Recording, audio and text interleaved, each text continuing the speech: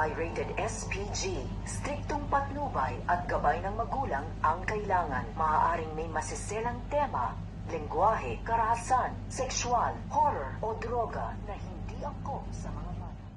Matapos nga ng ilang taong paghihintay ni Gabo na siya ay makalaya ay magaganap na nga ngayon sapagkat ngayon ay tuluyan na siya na lumaya mula dito sa bilangguan at makakabalik sa lugar kung saan nga siya ay nabibilang. Ito nga ay ang kanilang barangay kung saan ay mainit ang pag-welcome nila dito kay Gabo at nang makita nga siya ng mga ito ay laking gulat ng mga ito sapagkat napaaga ang parol nga nito ni Gabo dahil sa mga ginawa rin naman niya na kabutihan at mukhang ang general na naroon na nagbabantay sa kanya ay mukhang interesado dito kay Gabo.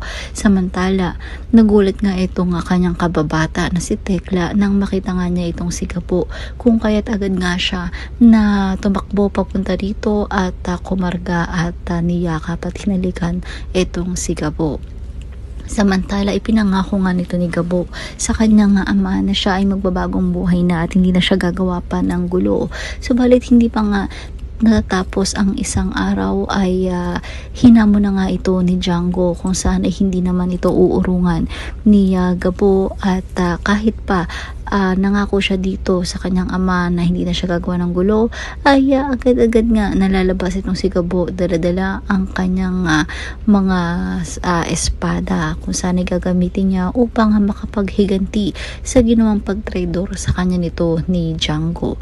Pakatungayan nga natin ang kanilang muling pagkikita dito nga lang sa Coco Martins, si Gabo.